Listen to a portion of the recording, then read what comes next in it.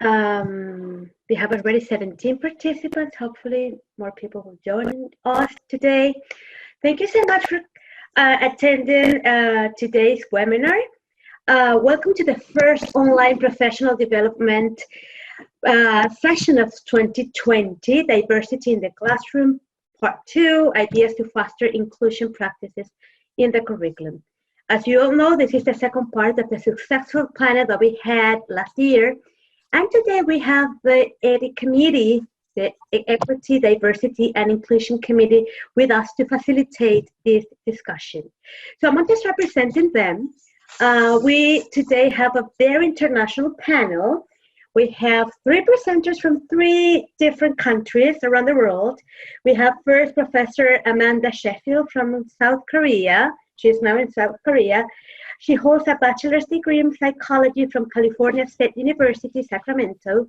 She pursued her master's in teaching with an emphasis in applied behavior analysis at National University while teaching children diagnosed with autism. Amanda has over 11 years of teaching experience, ranging from in-home therapy, in-school therapy, kindergarten, elementary school, and university. And she's now living in South Korea, where she teaches at Hansei University. So we also have Professor Sean Dailey with us, facilitating this panel, and he's now located in Italy, Rome.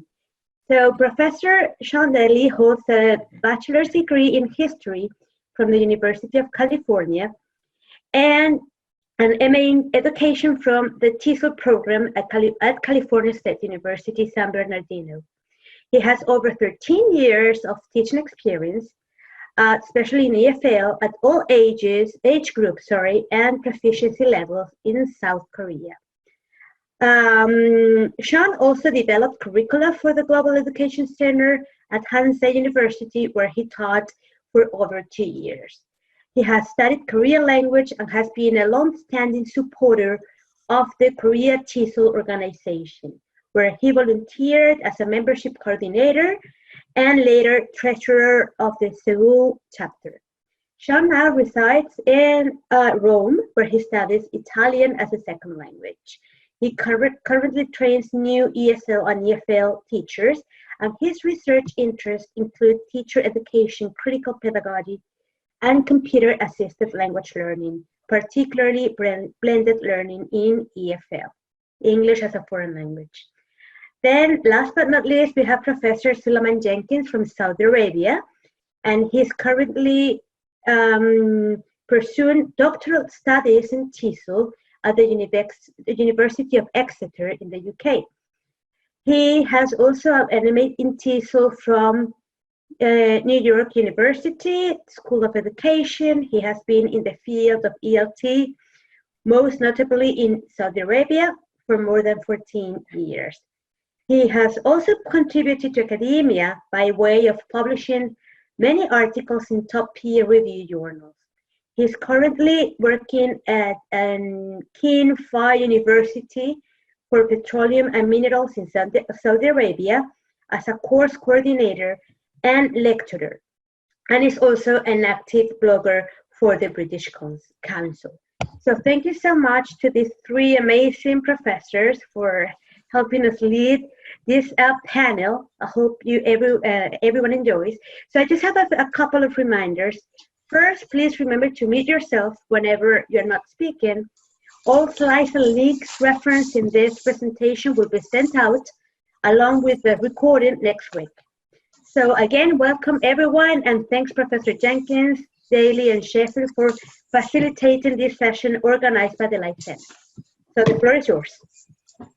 Thank you, Ev. I just wanted to briefly go over what our schedule is going to look like for this morning. The first 5 minutes is the introduction that Ev just gave to us. We will have a 5-minute icebreaker in 3 different breakout groups. We will then come back and share what was discussed in those breakout groups. We will have about 20 to 25 minutes of review from the previous year's panel. And then we are going to break out again into 3 groups.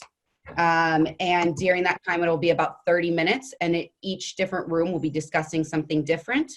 After the 30 minutes, you'll return into the group, in the main group again, at which point we're going to review what was talked about in each one of those different breakout rooms. And we have some final thoughts and questions at that time. So we're going to start off with our icebreaker, which is actually a picture from the previous year of Who Am I? Diversity Petal. So at this time, we're going to break out into 3 different breakout groups. Please take this time to discuss within your group of about 10 people what you feel about this picture, where your placement is, how you feel you fit into this. So Ev, if we can break out into the 3 different groups at this point. Yeah, no problem. I'm going to do that. One group will remain in the main room, and the rest will be divided with Solomon and Sean. Okay. Great, thank you.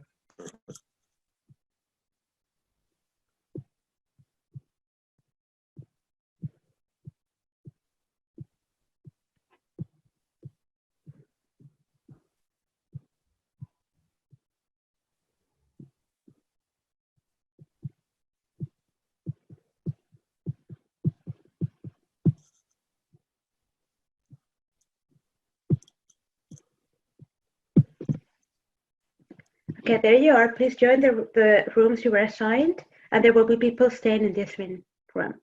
Thank you. Thank you. Okay, let's see.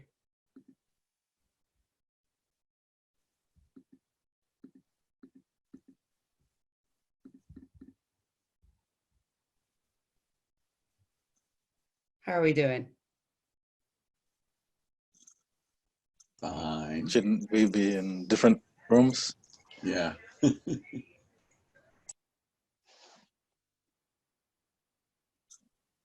there another link? Let me recheck. Oh, perfect. Okay, I'm going to send you to the breakout room 1, Solomon. Sorry about that. Okay. Perfect. There you are. Perfect. Okay. There you go. Hello? Hello. Okay. Here we have our group. If we can just take a moment real quick to have everyone introduce themselves to start with. If I'm not mistaken, this will be our group when we do our breakout groups for the entire time. Is that correct, Ev? Yes? Yeah, Okay. Amanda, can you hear me? I can hear somebody. Oh, this is Leslie. Hi, Leslie. I can't see what room I'm in though. I could just see your face. Does that mean I'm in your room? Yes. Do we still see you can only see my face, you can't see the screen? Oh no, I can see the screen too. You're right. Okay, perfect. Excellent. So if everyone in the group can actually come on and take a moment and introduce themselves to start with so that we can all become a little bit familiar with each other for our group, and then we can talk about this picture. So Leslie, why don't we start with you since you were first speaking? Sure. My name is Leslie Freeman. I'm Professor Leslie Freeman, and I teach in Irvine. And I have been teaching for about 11 years in different universities. So I'm teaching at Westcliff. I also teach at Cal State Long Beach and also at University of Phoenix. Thank you. Nice to meet you, Leslie. Nice to meet you. Would someone like to volunteer to go next? Sure, this is Professor Frank Nainoa. How is everybody? Can you hear me okay? Yes, good morning. Thank you. So I've been teaching at the college level for 11 years as well. I just came on to Westcliff. I'm on my first class, so I'm finding it very interesting. I'll say that in terms of diversity, I've been involved with diversity for about 10 years. I'm a certified diversity professional with the National Diversity Council, as is Leslie, and I was the former president of the Orange County Diversity Council. So that would help with the conversation here. Thank you. Yes, definitely. Thank you. Great to have you today. Well, See. I guess I'll go next. I'm Professor Ziadi, and I have been with Westcliff for 3 years. I've been teaching Irvine and Cerritos. And I was on the committee for last year for the Oh, diversity. really? Yes. So Excellent. Nice to have you back. thank you. Great. We have about 3 or 4 more people still in our group if you'd like to introduce yourselves. Is it okay if I go next? By all means. Okay. My name is Professor Masavi. I teach history courses at Westcliff University in Irvine. I am fresh out of student teaching, basically, after receiving my master's degree from Cal State Fullerton. I also have a law degree and have taught contract law at FLS International on the Saddleback College campus. Excellent. Well, welcome. Thank you for joining us. So Jim Lipo, Program Chair for Undergraduate Studies, 16 years teaching at the college level, and I oversee a very diverse group of people as faculty and students. Excellent. Thank you for joining us. Dr. John Murphy. I teach humanities at Westcliff. I've been teaching 36 years, so in Southern California. So I think I've seen a lot of diversity just by that very nature. Definitely. Thank you for joining us as well. Good morning, Dr. Nino.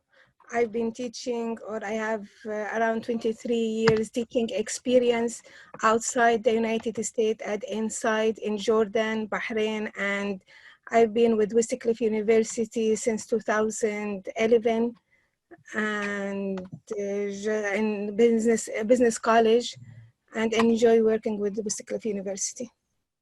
Excellent. Thank you for joining us. Hello, my name is Professor Mary Allegra. I'm one of the members of the Performance Assessment Committee at Westcliff University, and I've been with Westcliff since 2018, and I've been teaching in the English area for more than 15 years. Wow, welcome. Thank you for joining us. And Jocelyn? Yes, so I am actually on the performance committee with Professor Allegra, which I'm very excited about, and I teach in the general education department. Thank you for joining us. You were also a part of the committee last year for the EDI, so welcome back. Thanks. Dr. Tano, did I pronounce that correctly? Yeah. Okay. Hello.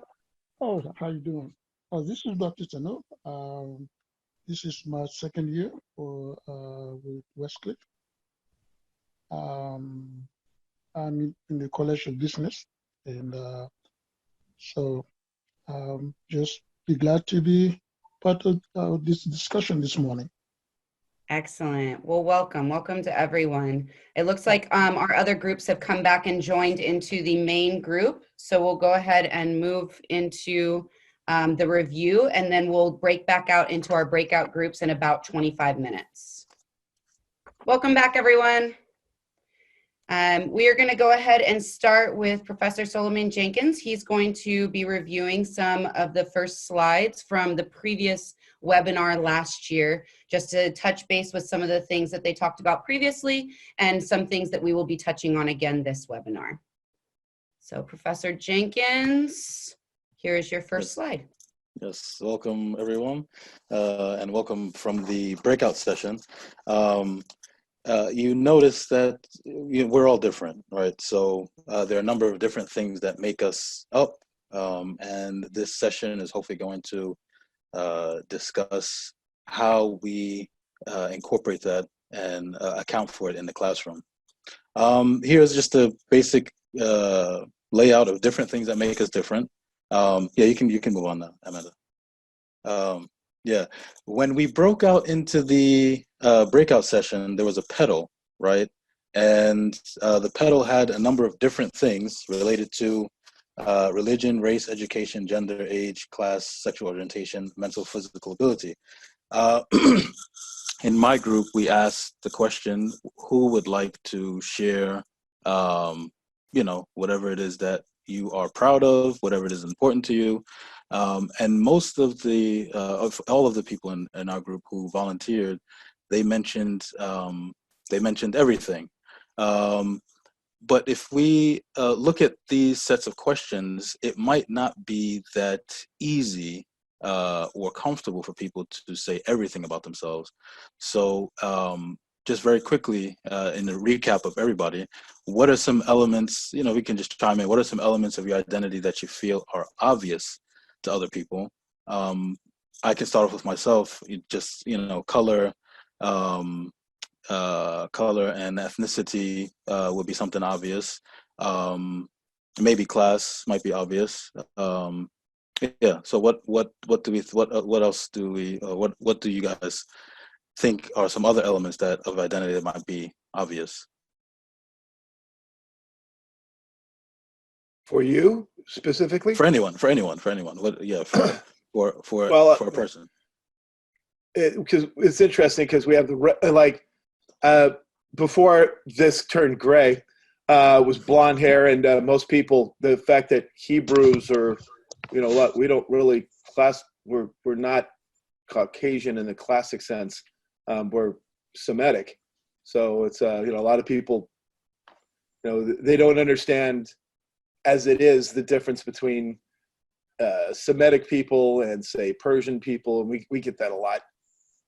And I know my Persian friends get that a lot as well. Interesting. Thinking Anyone Arabs else? and Persians are the same thing, and they're not. Yep. Anyone else? Probably Yes. another thing is with regards to the education. If you're in an educational setting, you kind of presume that people have advanced degrees, not necessarily PhDs, but advanced degrees. Sure. So there are some things that are obvious. There are some things that are less obvious. We won't go into every single question, but one that's very important that I think maybe was central to this pedal activity is the last question. If you have a choice, are there elements that you are less comfortable sharing about yourself? And what would you find that you would center? Yeah, because just because the pedal is there doesn't necessarily mean that a person would feel compelled to reveal all the parts of their identity. So are there other elements that you think you would be less comfortable sharing? I can jump on here. And being a Muslim with the stereotype of this against Islam, recently I usually pause before I say I am a Muslim. Not that I'm ashamed of being a Muslim. I'm just actually I'm very proud being a Muslim. I'm a practicing Muslim, but I do not feel comfortable disclosing this specific part where I do potentially can be stereotyped or judged, just falsely judged because of we all educated, we all know that how the media try to channel that specific characteristic negatively. So this is the most uncomfortable. Again, not because I'm ashamed. Actually, I'm exceptionally proud. I think this is what made my character, what is my character. But sometimes I'm hesitant to disclose it in front of specific people or specific type of people. So it's very interesting that we have, some features of ourselves, some characteristics of ourselves that are obvious. You can't hide them. And then there's some aspects of yourself that you have the ability to share, but you may not. These are tensions and challenges and questions that we all face as humans, as human beings, as members of the human race. So what do we think happens in our classrooms, right? All of our students are human, right? At least they should be. And in the classroom, the relationship is very intimate, right? Which means that we have to be much more sensitive to these differences and the things that make us different, what our experiences are in the classroom. Some of us might have had a comfortable experience with the pedal activity. Some of us might have been uncomfortable, you know. So again, we have to be sensitive to these things, and that was the whole purpose of the activity. This session is a brief review of, we'll begin with a brief review of inclusive education, but under the umbrella of inclusive education, there is equity, diversity, and inclusion. If we had to define inclusive education, would be defined as the successful inclusive education happens primarily through accepting, understanding, and attending to student differences and diversity, which can be from a number of different angles: physical, cognitive, academic, social, and emotional. So us as educators, we have to be very sensitive to the different dynamics that are going on in our classrooms because we're all different. The driving principle, though, for everything is to make sure that all our students feel welcome and appropriately challenged and supported. So we should always create environments where our students feel that, you know, they are welcome regardless of who they are or what they identify with. Amanda. One central, especially for my session, one central part of inclusive education is this issue of equity versus equality. Okay, so this is central to inclusive education. Would anyone like to just give us a brief definition of what they think? Is there a difference between equity and equality? Is there a difference? Are they the same? Is there a difference? This professor and I know they're different in a sense that from a philosophical point of view, we could all say we want equality, but the equity portion of it is how within society does that fit? The platforms, et cetera, aren't built to work that way. Excellent. Perfect. Anyone else? If you look at the student, you look at the children, the kids go to a doctor. One child scraped his knee, one child's stomach hurts, one child's arm is broken, one child has a cough. The doctor gives equality, right? The doctor's giving cough medicine to everybody, but is that what everyone needs, right? So there's an issue where equality doesn't necessarily equate with equity. And what we're trying to do is create equitable learning environments. You can move on. So that is a central theme throughout this workshop, is to distinguish between equity versus equality. Okay.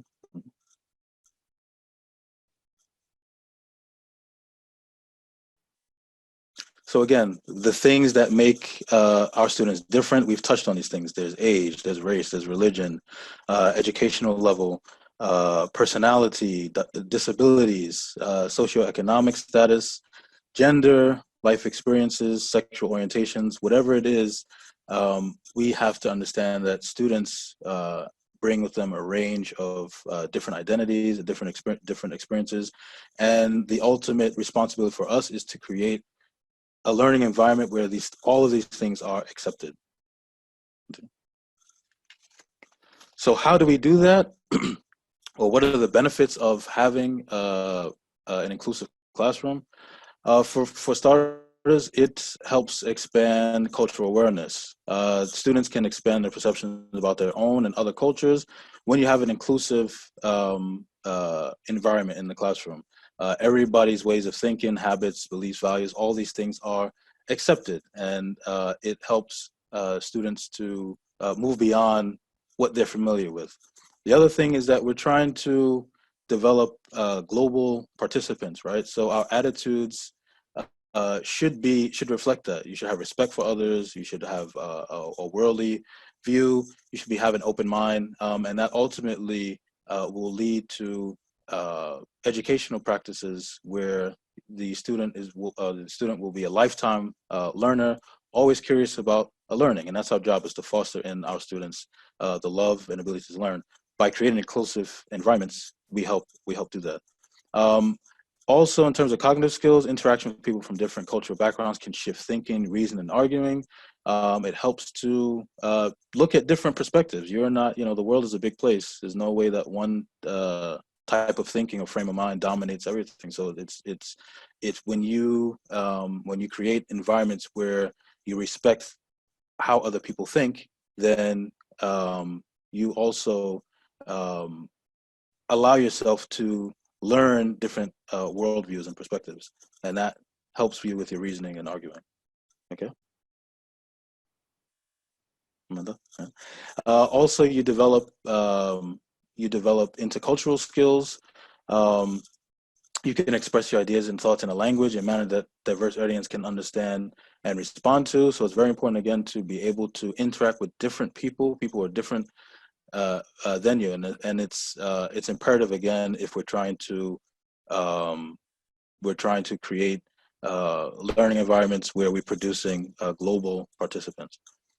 We also want to prepare them, again, for workplace readiness. Students will encounter various languages, ethnicities, orientations, behaviors, worldviews.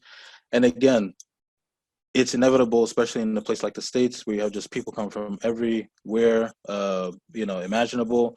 And then also just in the world in general, we want to prepare students to be able to work with any group of people and do it comfortably and do it in a way where it's respectful. They respect themselves and they respect others. So now I will pass on to my colleagues who will discuss what are the different strategies. So we talked about the benefits of inclusive classrooms, but what are the different strategies that we can implement in the class to actually create that environment? All right, so as Professor Jenkins noted, you all are probably asking yourselves, well, how can we apply these principles and how can we make our classrooms look like this, look like these places that are diverse and inclusive, and how can we get our students to accomplish these fantastic different, fantastic different things, aspects of inclusive and diverse education and environments. So the first one is planning for interaction within your classroom. And there are a number of ways that this can be done in your classroom.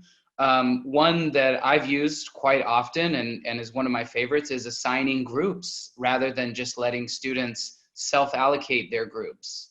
And I think that, of course, we're all diverse and different, and people have different learning styles and ways or situations and environments that they flourish in. So not using group work all the time, but also allowing students to do individual assignments is another way to, help for students to live up to their own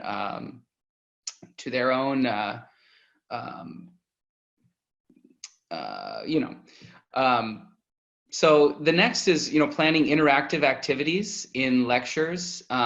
This can be done through, podcasts or listening activities, videos, having students break out into discussion groups. So basically just making it as interactive environment as possible for your students in your classroom.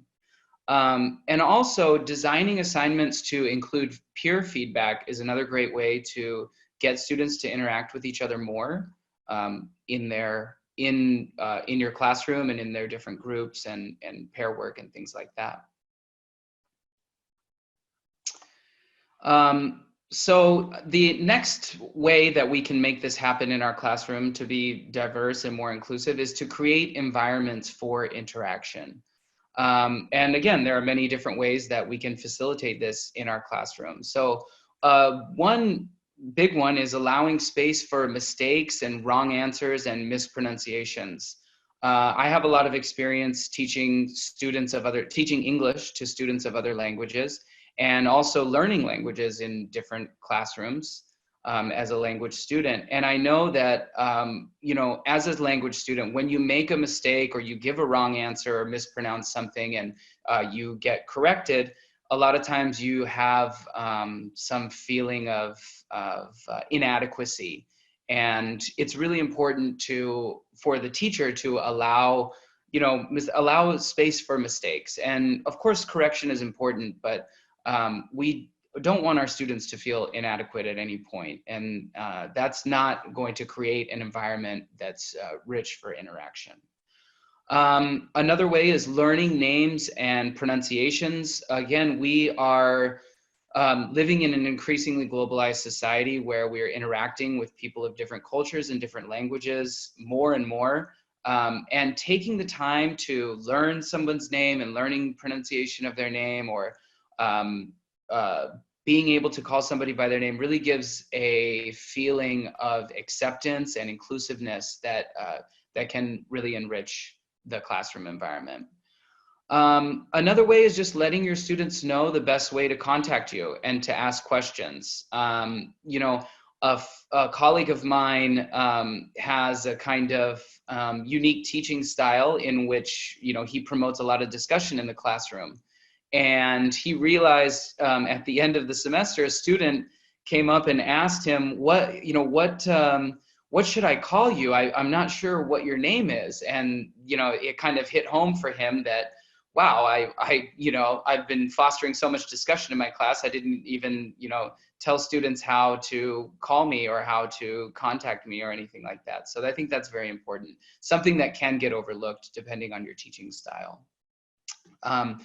And don't assume that everyone is comfortable raising their hand in class. You know, some people are introverted, some people are extroverted. We're all different. We all have different kinds of makeup in our personalities and in our learning styles. So don't assume that everyone is like you, or that everyone is outgoing enough to speak up, and try to give, you know, different opportunities to different students that will help them to flourish in their own learning style and in their own personality. The next is spending sufficient time on introductions and establishing rapport in the first class. Something that I like to do in my classroom with English language learners is to talk about myself in the first class. And I think that helps students to, first of all, get a chance to know you and to realize where you're coming from and what is your perspective. And then also, you know, have some ice-breaking activities and different activities where students can interact with each other to help establish that rapport in the first, or even the first, you know, week of class, and have students, you know, get to know each other. And that can really set the stage for a classroom environment that's more rich in interaction throughout the semester, or throughout the class, throughout the year, throughout the course. And finally, explaining cultural jargon and being wary of using too many idioms. This is something that I find myself doing often, and it's something that I have to keep reminding myself of. We have to, and actually, we have to really just keep this in mind always, to not use too many idioms and to try to speak clearly and enunciate our words. All right, so the next thing we can do is support interaction in our students. We can invite students to suggest topics and examples and case studies from their home country.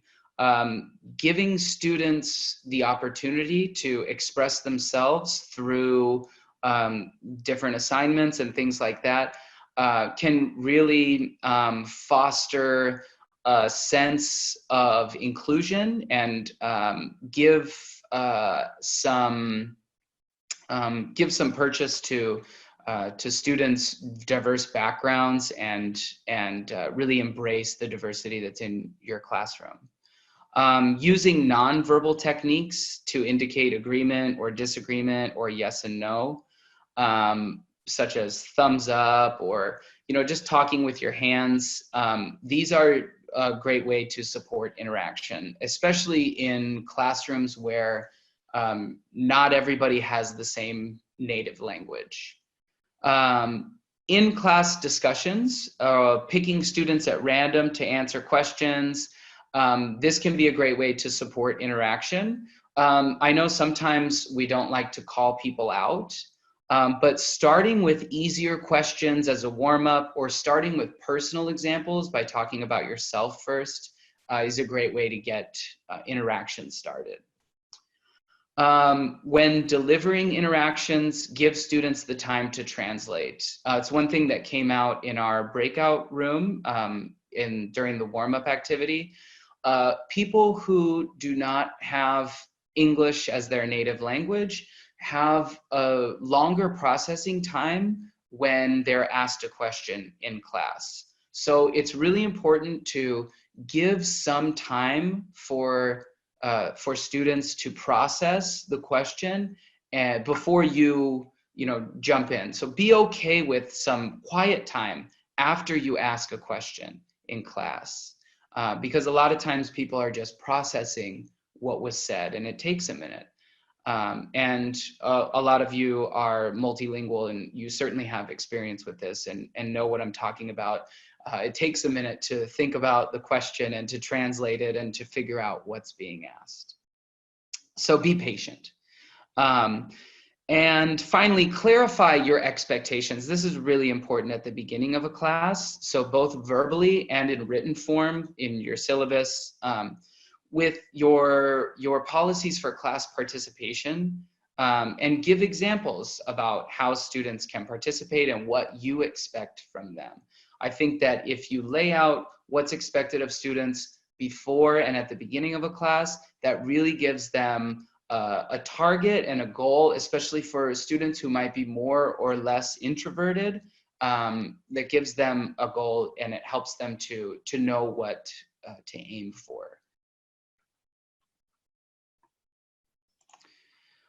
All right, so next is continuation of supporting interaction. So participation marks that are purely based on how verbally and active students are in class have been criticized and sometimes found to be disadvantaging students from other cultures where speaking in class is seen as rude, or who naturally don't want to draw attention to themselves. Perhaps they're more introverted or less outgoing.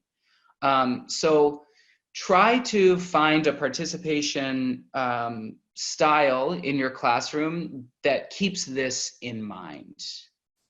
And then using interactive or written activities, such as, in our gap and discussion questions, it lets you track student participation and gives students an opportunity to voice their opinions and engage and contribute without necessarily being put on the spot.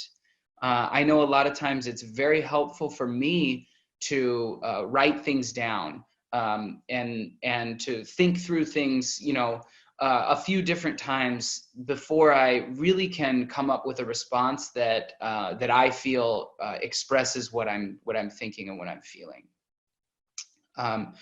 And so again, being patient and giving students the opportunity to give feedback at their own pace, because we all work at different paces.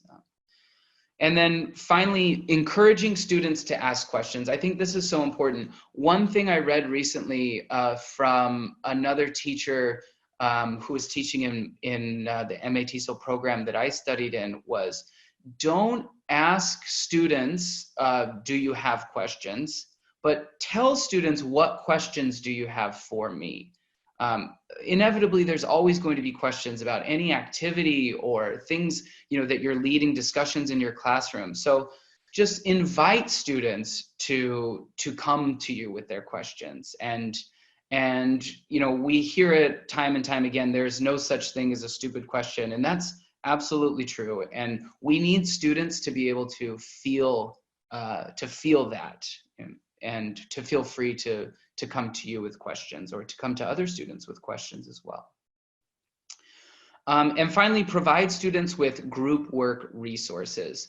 I found one thing that's very helpful when I break students into groups is to assign group roles, or to have students assign roles themselves to the members in their group, and also to rotate those group roles. So not everybody is doing the same thing in every group activity.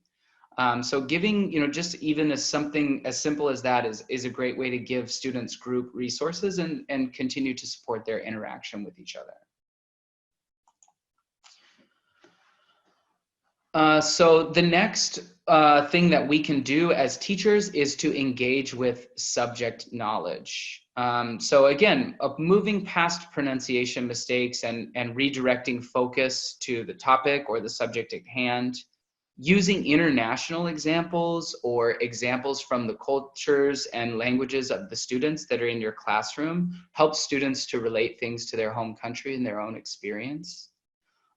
Visualizing content using, slides and videos and graphs, and applying real-world cases to theoretical content helps students to make those connections much better. And then a quick quiz or some kind of assessment can give the teacher a really good insight into how well students understand the content. And it doesn't have to be something that's graded. It can just be some assessment through questions that you ask students, just so the teacher can gauge how well students are understanding the material. Next is developing a reflective approach. And this is something that I've found very helpful in my own teaching experiences. So acknowledging possible assumptions. Your international students might be using their phones to translate, or you might think they're looking at Facebook or something. They might actually be engaging in your lesson, but just trying to find the right words through a dictionary app or something like that. And asking students to reflect on different views and perspectives and understandings that have been expressed in your class. Getting students to reflect on different views and understanding what's expressed in class is something that is really important for interaction and for reflection. So having students reflect in various modes. Some students might work more effectively with journal writing. Some students are more vocal and they do better in group conversations, and other students are more artistic. And there's different ways that students excel. And so giving students these opportunities to excel in different ways and giving them options to complete assignments in your class is a great way to keep them interacting with each other.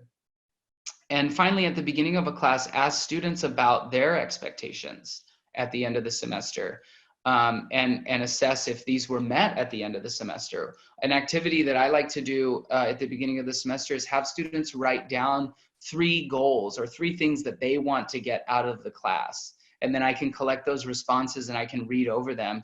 And then finally, at the end of the semester, I can give those responses back to the students and ask them to reflect on how well they met their expectations.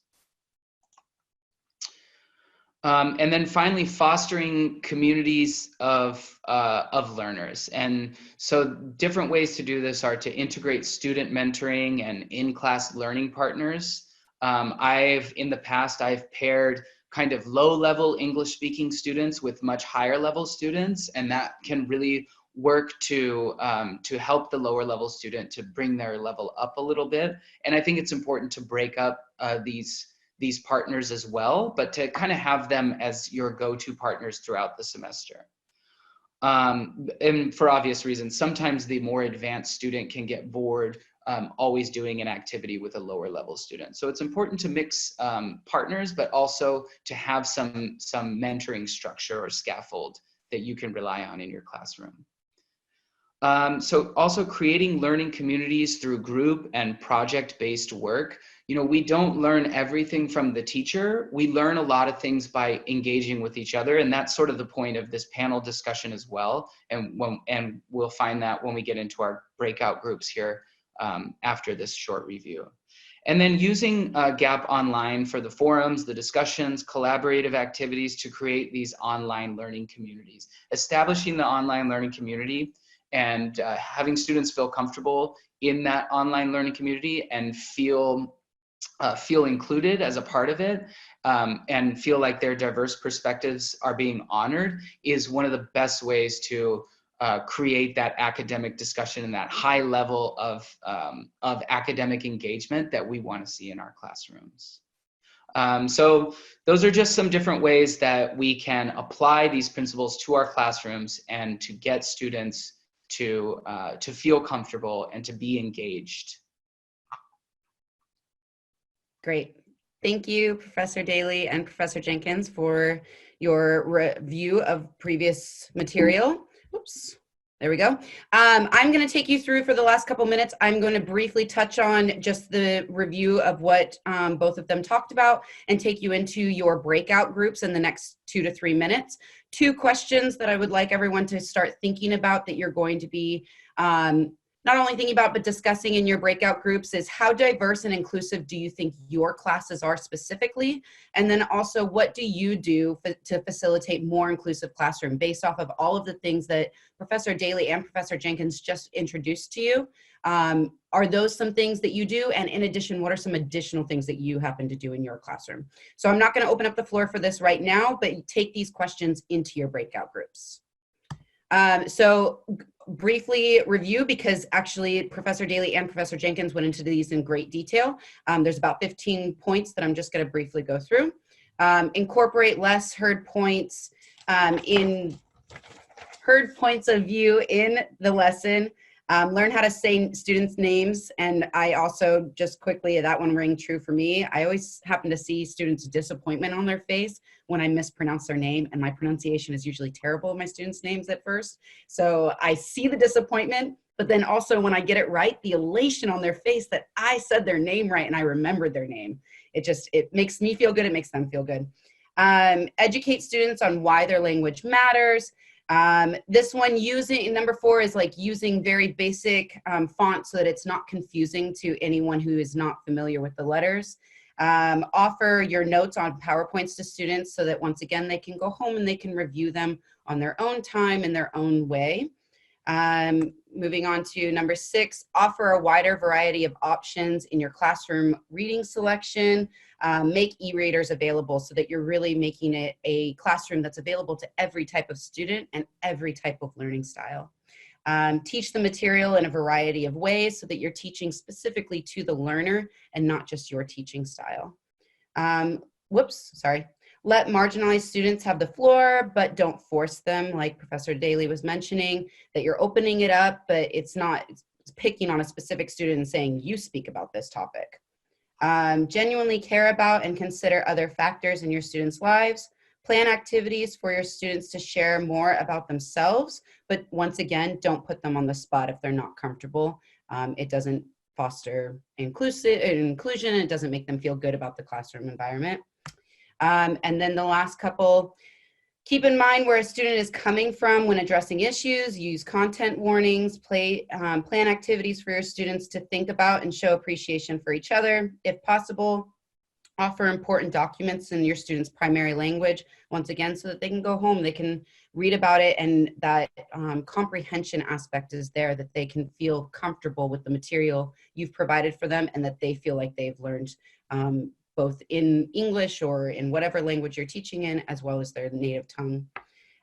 Help students to identify their own learning outcomes, like Professor Dailey was just finishing off with, letting them choose like how am I growing within the classroom as well. And then finally, use your professional development days to gain more diversity and inclusion training, like you all are doing today. So finally, the last 4 within the higher education aspect is being a strong advisor, recruiting diverse employees, and then provide education and training, and then assess frequently so that you're really reflecting on your classroom style and your teaching style. So we have 2 slides here that will be available to you in about a week that have some different links that would be helpful for your classroom if you would like to use any of the information that we've provided with you over the last 30 minutes. So we have 2 slides of that. So we're going to break out into our breakout rooms now. There are going to be 3 separate rooms, the same rooms that you were just broken out into for the icebreaker. Professor Jenkins is going to focus on equity. Professor Dailey is going to focus on diversity. And then within my group, we're going to focus on inclusion. I just want to note that as your facilitators, we're also timekeepers, so we may need to interrupt you at one point, just to let you know so that we can move on to the larger group. And then after we do the breakout groups for about 20 minutes, we're going to come back into here and share what we discussed inside of those groups so that you're sharing the equity, diversity, and inclusion with everyone. So that's what I have for you right now. And then we're going to break out into your groups right now. Okay, wonderful. I'm going to leave the diversity group in the main room, and I'm going to open the rest of the rooms right now for your conversation. So Professor Dailey, please stay in the main room. Okay.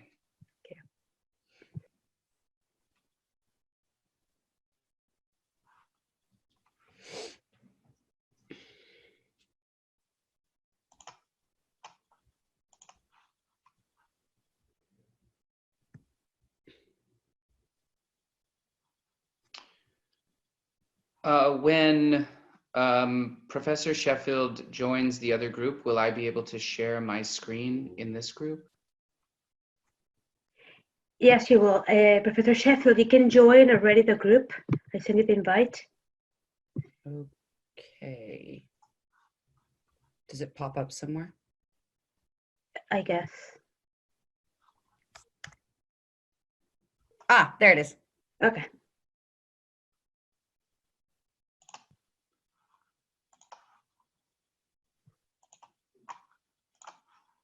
Okay, so I'm going to go ahead and share my screen here with you all. Okay. So can everyone see that the diversity slides here on my screen? This is Dr. Tehrani. Yes, I can. Yes, I do. Okay, great. Welcome everyone to the diversity breakout room. So during this time, different participants in the panel have been separated into different breakout rooms. One is discussing equity, we are discussing diversity, and one group is discussing inclusion. And we'll all get back together in one large group after the breakout room activity, and we will be able to share what we've learned from each other and from our different groups with each other. So it's sort of a jigsaw activity where we break up and we all learn something different, and then we come back together and we share what we've learned with each other.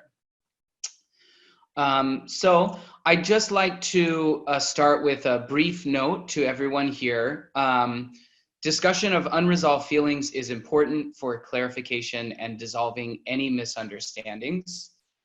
Since discussing the topic of diversity often leads to revealing personal information, participants here need to feel comfortable when taking part in these activities. And this also goes for what we do in our classrooms as well.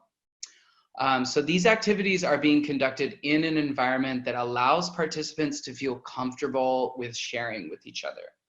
So that being said, please exhibit empathy and understanding with and for your fellow participants here. And I know nobody will have any problems with that. And as your facilitators, we are also timekeepers, so we might have to interrupt you at some point, and please be aware of this and bear with us, and I apologize in advance if I need to interrupt before we move back into the main panel discussion. So any questions about the notes here?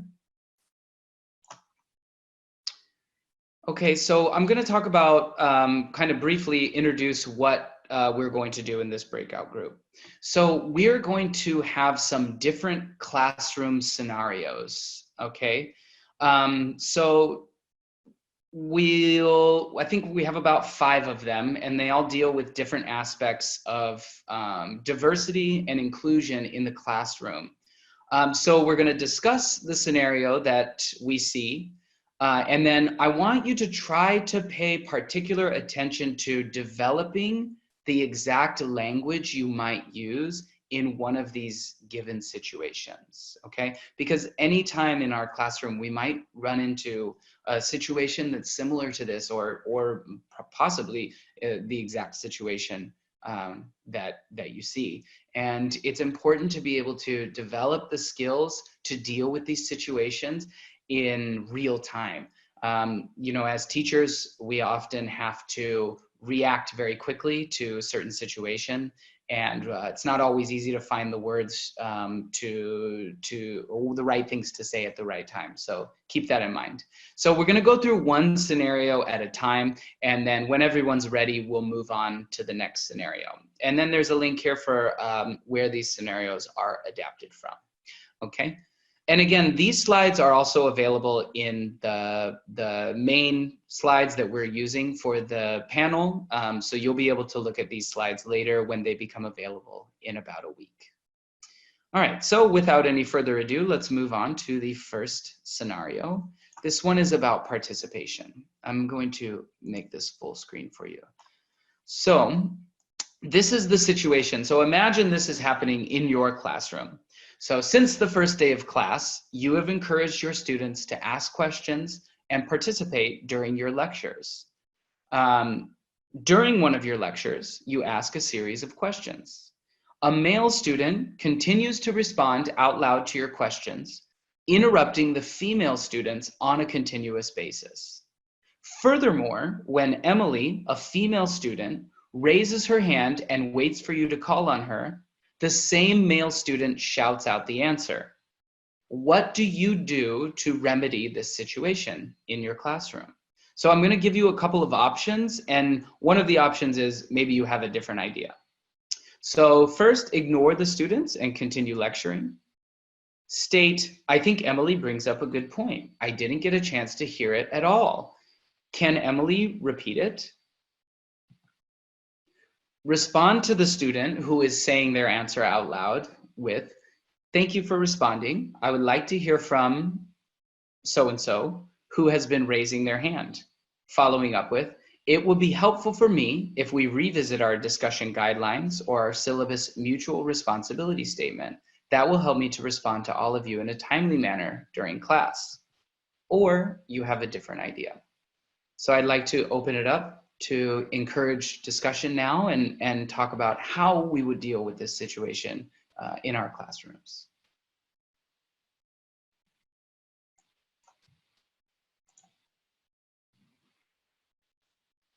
I would do closer to number 3, but that would be just reinforcing what I said all along, that thank you, but I need to hear from everybody. I think I would, oh, go ahead. I would like to do both B and C from time to time, so mix the ideas of B and C. I think I would restructure how I'm asking the questions, or maybe giving some time to try to manage it from the front end a little bit more, so I wouldn't continually be in that. So maybe alternating if I'm calling on people, or if people are working with a partner first, or going around and checking those things. So maybe just changing the question answer, or just the blanket question that's sent or given out to all students. I would revise my asking process. Excuse me, I can just from the beginning instruct them how we need to manage the discussions. So for example, I can ask, before asking any question, I can just let them know, if you need to respond, you need to raise your hand. So in this way, just we can respect each other, and we give opportunity to all the students. Then I pick them up. So I will not allow to answer the question loudly without any permission. Raise your hand and pick up the student that I see they should be involved, but I give them more opportunity to all the students to be involved in the discussion of questions. This is one point. The second one, I would suggest the number of students in class, for example, is if I need to give more opportunity, I can ask them to write their answers, for example, on a separate paper. If we use technology, for example, we use different technologies methods, for example, like Kahoot. I can ask the questions, and I give them a more opportunity for all the students to answer the question at the same time, and we can see all the discussions at the same time. So this is different how we use technology, or if we manage it in a traditional way. Thank you. Some fantastic.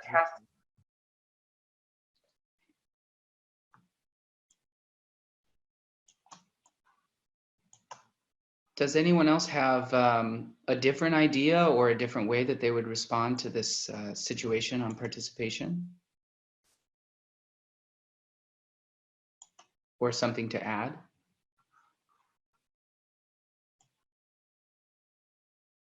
I can add.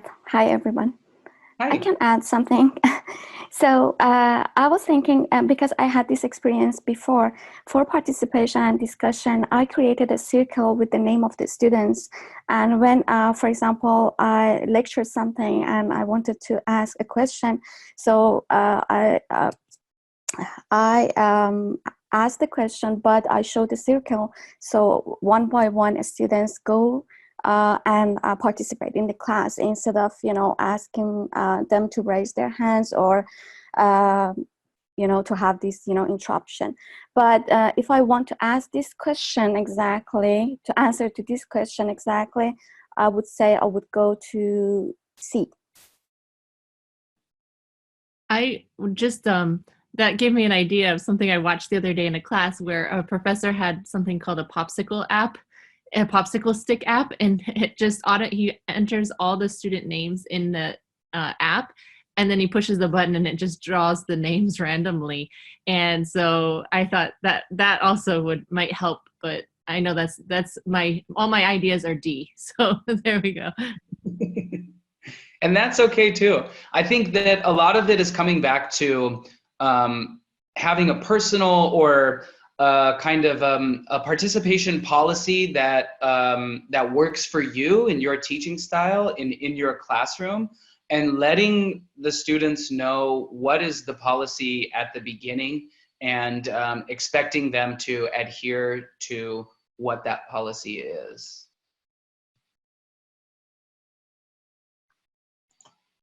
So fantastic ideas all around here. I think we'll move on to the second scenario now.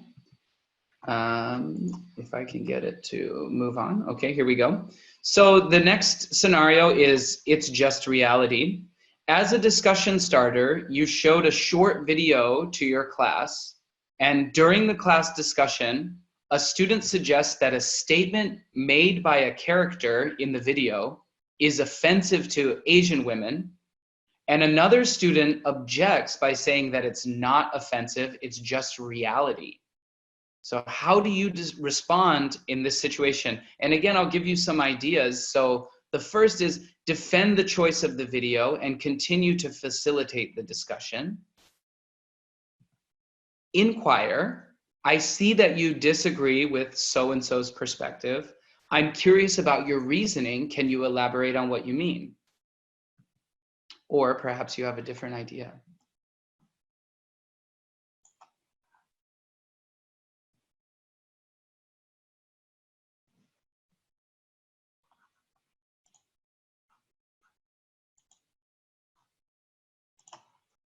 So I'd like to invite, I'd like to invite everyone to just, speak up and I know it's not a difficult situation, or it is a difficult situation, and it might be, sometimes hard to formulate how you would respond to this. But, if this happened in your classroom, you'd have to come up with some kind of response on the spot. And so that's what this practice is about.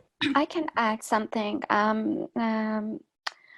I think for all the professors and students, it's always good to know about different cultures. So it maybe on that video that something that Asian women mentioned that this is just offensive. So maybe in her culture is something about this, and it's true. So I think it's always good to know about different cultures, and so I would go with B, to ask the students to clarify this and give the whole class more information why she understood this offensive. Right, this could be an introduction to a teachable moment.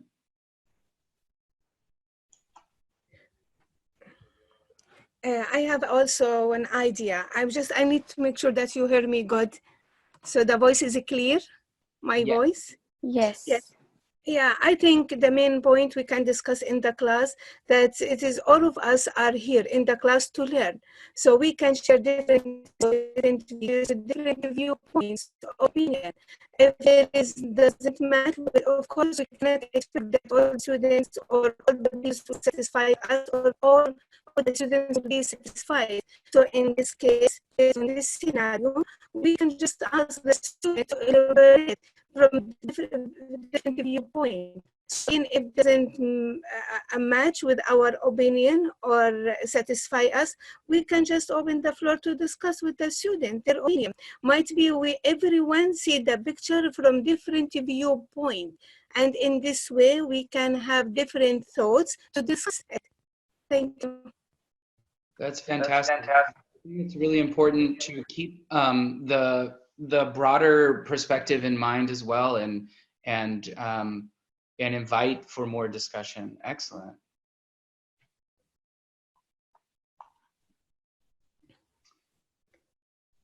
So I see in the chat, definitely B, I would ask the student to tell us how it can be offensive in his culture in order to learn from them. Yeah. Okay, I see a lot of B answers, yes. Great. Okay, so I think we can move on to the next scenario now, and that is called joke. While you are leading a class discussion, a student responds to another student's comment with a joke that is racist or sexist or homophobic, etc. And how do you respond in this situation? So again, let's look at some possible options and then let's try to share with each other as much as possible. So first, you ignore the comment and continue to facilitate the discussion. You use an I statement, like, I didn't find that joke funny, I'd like you to stop. Or perhaps you have a different idea.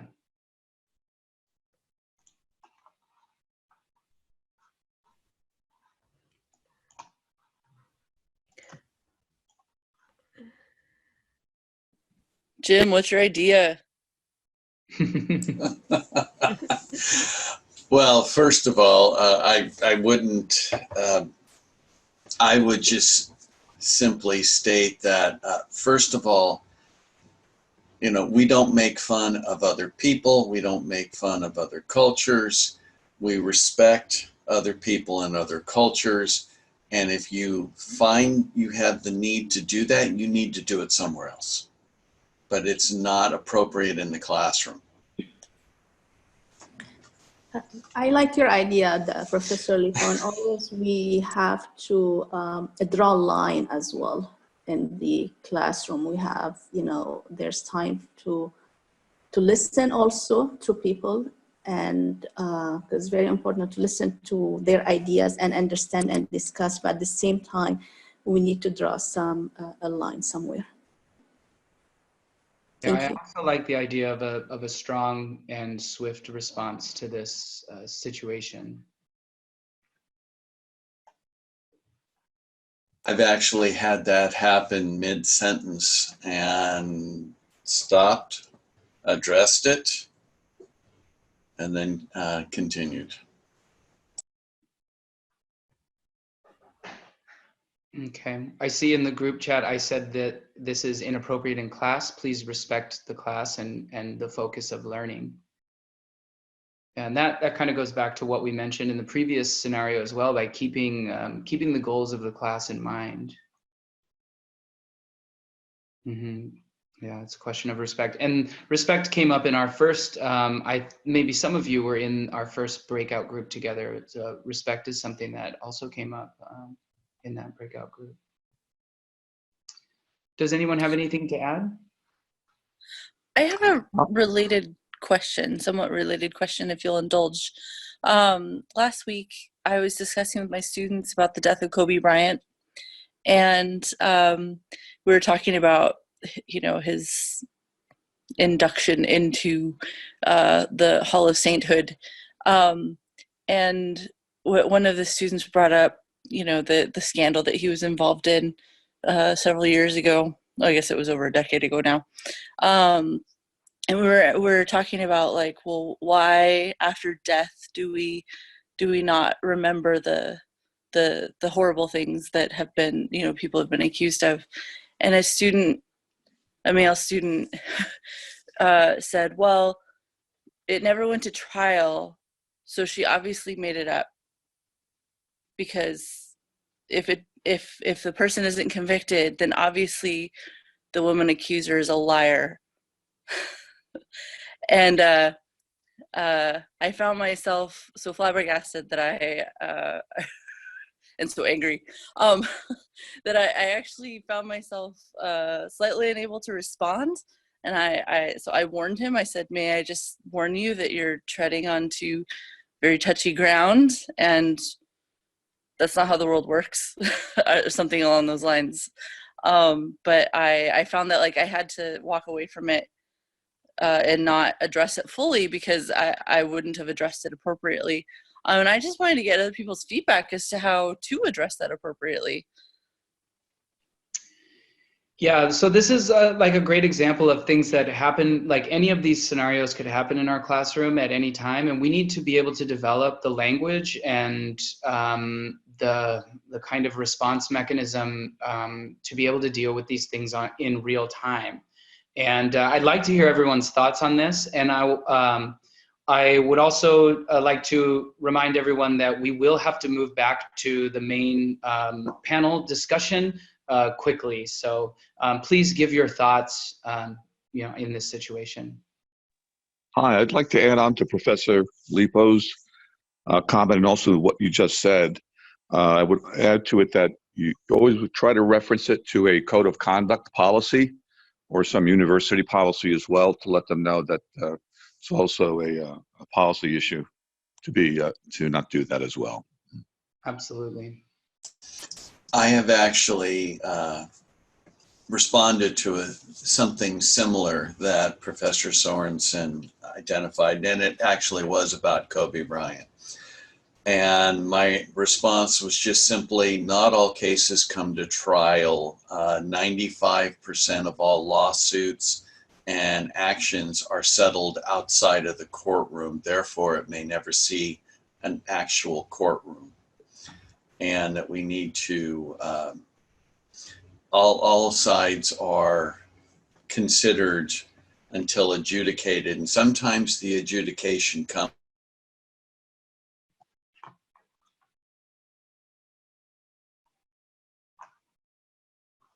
just because he was never convicted does not mean it did not happen.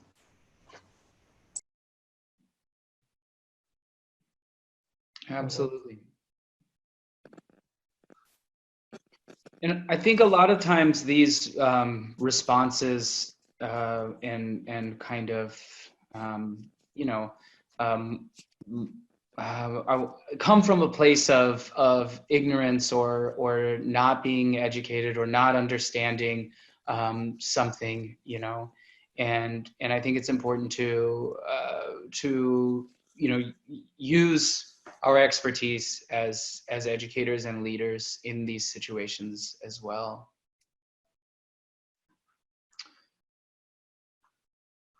All right.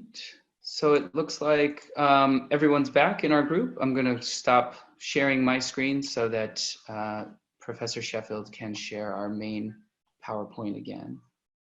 Hello. Hey. Let's see. We are finishing off. So I wanted to open the floor. We have about, looks like 17 more minutes available to us. We have some final thoughts and general steps and things that we found to be effective for classrooms.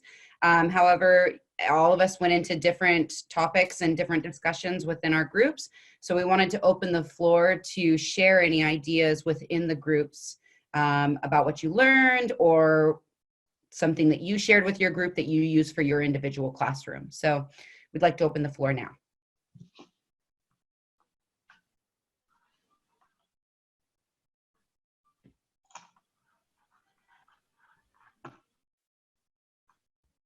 Would anyone like to share from Professor?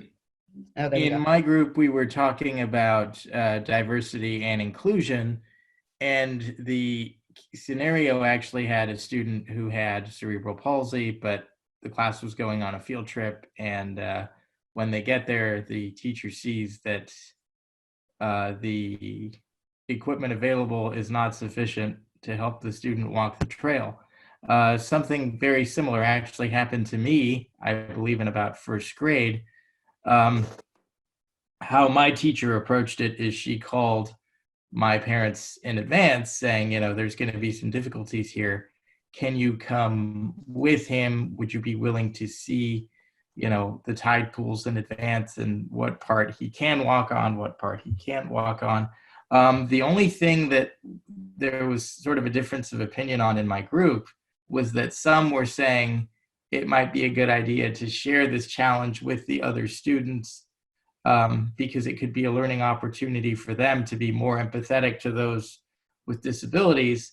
However, I cautioned that I would only do that if and only if I had the student's permission to do so. Otherwise, it might cause the student to be uncomfortable in my class for the entire semester, and I wouldn't want that to happen.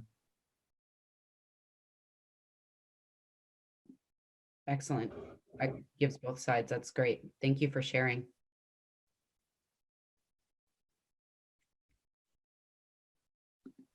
Is there anyone else who would like to share from their group?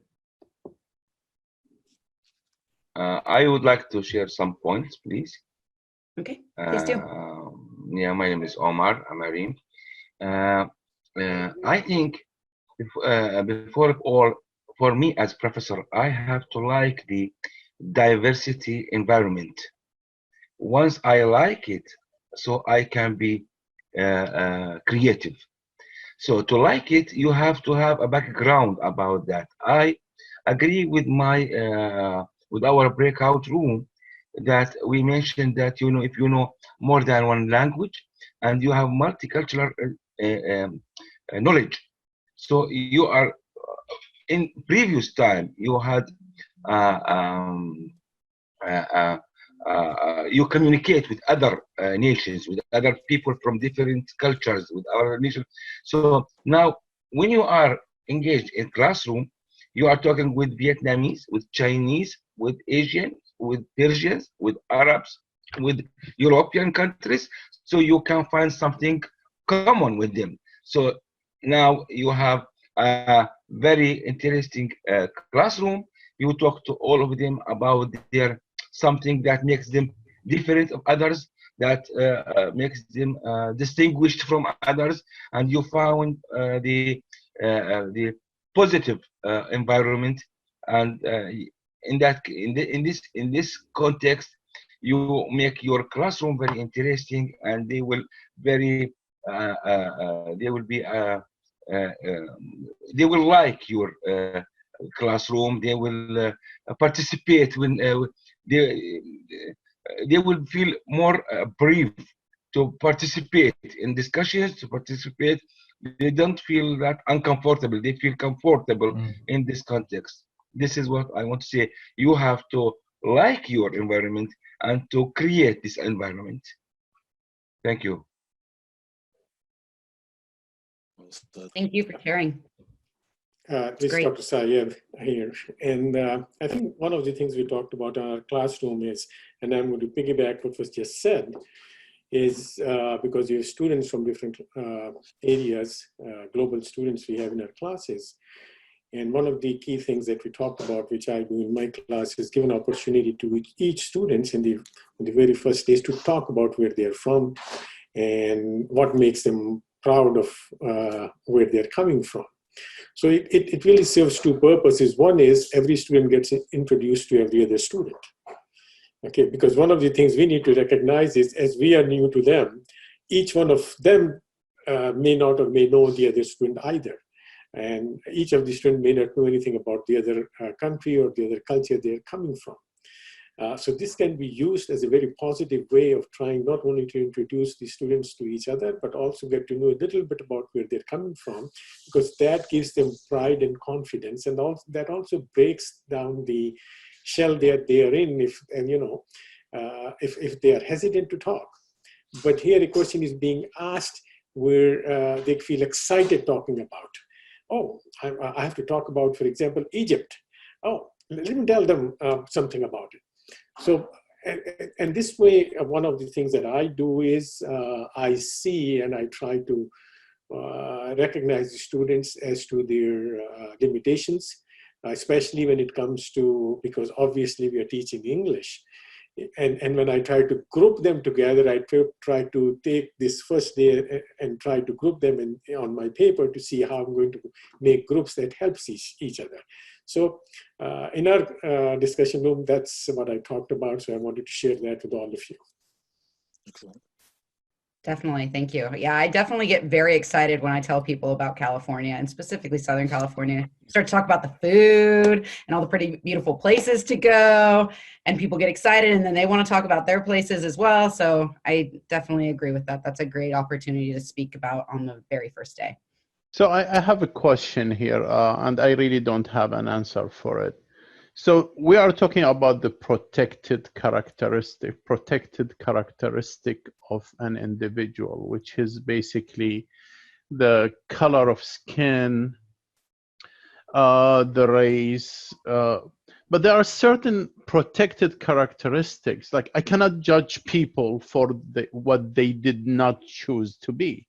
You did not choose to be a male or female. You did not choose to be let's say black or white or whatever other colors are. So, but how can you deal for what one of the protected characteristics and you choose to be?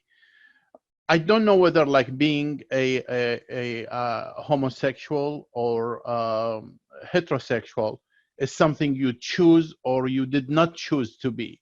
So, and the assumption you choose to be homosexual, I will say, based on this assumption, and I really don't have any judgment on that, and I don't have any opinion on that.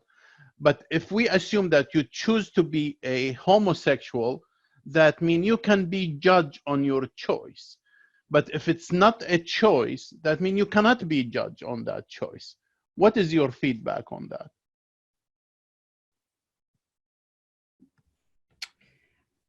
That's a great question. I think it is something that it brings in the choice aspect. I'm going to open the floor to everyone. Does anyone have any feedback on that before I answer? I would like to give. Okay. Oh, sorry. Okay, sorry. No, go ahead, Dr. Amory.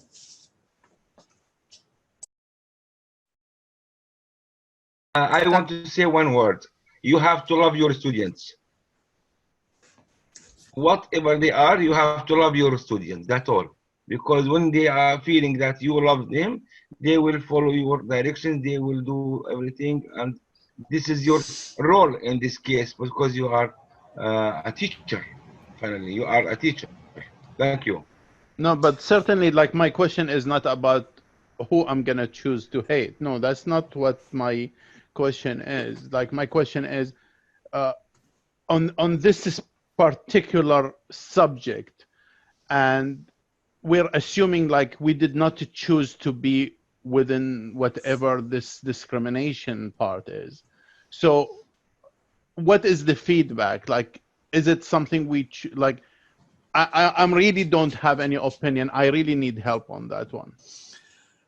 My response is, if it has nothing to do with the subject matter we're dealing with in the classroom, there is no judgment. We are judging answers and responses to questions asked in the classroom. And if that has nothing, if something has nothing to do with that response or learning that subject, it's not, does not belong in the classroom. So whether or not someone is straight or gay, bi, whatever, that's not a part of a business or an IT or any other type of subject matter. So it should not have anything to do in the classroom. Yeah, I was going to chime in. I was going to say that's a good practical answer. I would also suggest, though, if we take a look at what all of you should know, I hope you do, what Martin Luther King said. Let's not be judged by the color of our skin, but the content of our character. And I think as instructors, that's what we're looking for is in our students. What is their character? Now they're young, et cetera. They're learning, we're all learning, but I think that's the, if we're looking at the goal, that's what we'd be discussing. Yeah, I think that was the operative word is the comment was made, should be judged based on choice or not. And I think it's a full stop right there. There's no need to judge based on anything. It's what we're trying to do is create an environment where anybody feels comfortable and safe to learn, as Professor Jim said, learn the subject matter. So as long as there's no obstacles for that, then everything else is sort of secondary, you know. Yeah, as Jim Lepo said, well, we shouldn't be judging people on color or any of their proclivities, but whatever the topic is in the classroom, we should judge them on the performance in answering that topic and adding to the discussion.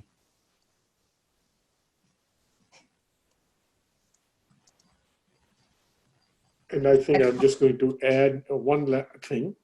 I think it's important for us as teachers that we treat everybody because they're all human beings. If we try to get into the characterization of this or that, and I think that creates problems. We need to treat everybody as humans, and then we need to exhibit our own self as to what, we need to live by what we are practicing, because if we as a teacher have a role to play, and I think that role has to be extremely positive. And today with the changing society as we see it, that's one of the reasons I think this discussion is taking place about diversity we have today. Obviously, we are becoming more and more diverse. And obviously, there are going to be problems and challenges that are going to come along. But in an environment of higher education and so on and so forth, we need to be aware. And I think that's one of the most important things. Awareness is very, very important. And then trying to make sure that we don't fall into those cracks which may give us, and maybe we may be pointed out for something. So we have a role to play. And I think Jim is absolutely correct, the statement he made about we are here. And if it doesn't belong to what we are discussing in the class, we just need to pay attention to what we are trying to be doing there instead of going into these details which are not necessary. Thank you. Excellent. I'd like to say thank you to everyone for all of your input and your feedback. That was a great question that you brought up. I think my final thought is just that we also create that safe space within our classrooms and open up the floor to everyone. We are coming to the end. We have only a couple minutes left, so I just am going to put up this last final slide.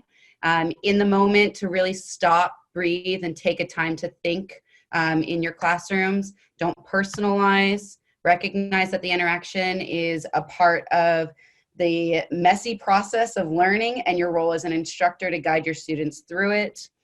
Consider how the opinions expressed fit into your broader learning objectives in your course. And finally, if necessary, acknowledge the troubling nature of the comment and put the discussion on hold until you have thought through how to address it. So these are just some final in the moment thoughts. But that brings us pretty much to the end of our panel. Does anyone have any final questions or concerns or thoughts? No? Then Ev, I will let you finish off. Okay. Yes, thank you so much for attending this session. If you see on the chat box, there are sorry, 2 links to first a survey, the Light Center survey, which we want to hear your voice, we want to hear your experience with this panel, and also what other webinars or topics you want us to plan for the upcoming sessions. Also, as you attended this webinar, you can include it in the professional development activity link that I also share with you on the chat box.